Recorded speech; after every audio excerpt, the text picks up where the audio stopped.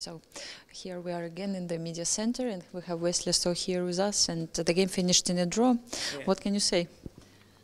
Well, I think I was pressing for the most part, so I played the Gyuko piano today. Actually, I thought MBL will have white today too, so then we could see both Gyuko pianos.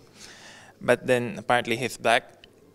But anyway, in my game, he offered a draw on move 14, but I thought I wanted to play a few more moves.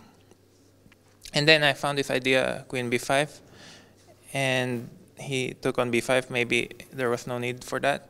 A b5, and then I got this pawn structure with knight e3 c4, which looks very pleasant because I have a very big space advantage. And then one pair of knights were exchanged. I have the very nice d5 square for my knight. And I thought I'd gain more space on the king side. Why not? Yeah, f4. But then he just played f6 and put the king on d7. Very wise decision to keep his queenside pawns defended because his pawn a4 is slightly overextended. And then I couldn't really find a way to make progress in the position because I have some very sophisticated ideas like king d2, c3, and then somehow to play later rook to a1 and b4, making use of the pion of the a file. But I couldn't really make it work because he always has knight c5, b3 ideas.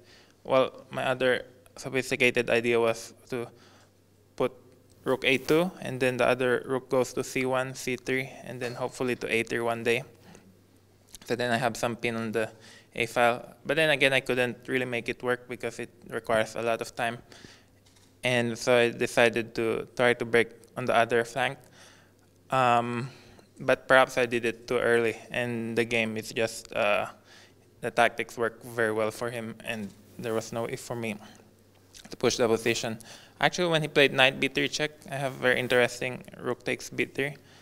But then in the end, I think it's also only good enough for a draw. So just at this moment, this rook b3 was interesting. I mean, in any case, that's what we were also thinking of. And what kind of variations were you thinking here? I mean, he takes a takes b3. Yeah, rook b3, a b3, gf6, gf6. And the problem is I don't have time for rook g7 because he has counterplay on the second rank with rook h2 and rook a2. So I have to spend time moving my king with king c3. And then he has no counterplay, but he defends his 7th rank with rook h7. And then he loses his f and the pawn on b3. And then I have 2 pawns for the exchange in a very nice position. But I don't think white can make progress anyhow because my b pawns are doubled. If they were not doubled, maybe I have good chances. So that's what you calculated, and this final position you considered as probably a well one. Yeah, yes. Probably just a draw because sacrifice and exchange. I need to win an important pawn, but fortunately he manages to defend his pawns just in time. Actually, I calculated some very interesting lines. So rook b3, a b3, gf6, gf6, rook g7. Then he gives a check on h2, king c3, rook a2. Rook c7 and king b8, or I could force his king to go to b8, and then some rook c6, and my king hides on b4. But still, it's very, very dangerous because he has a pass pawn and counterplay. It probably is just still also good enough for a draw. So I didn't really see a way to break through his position, although it was very close because at some point before that, before I played all this g5 stuff, I could try to win his a pawn.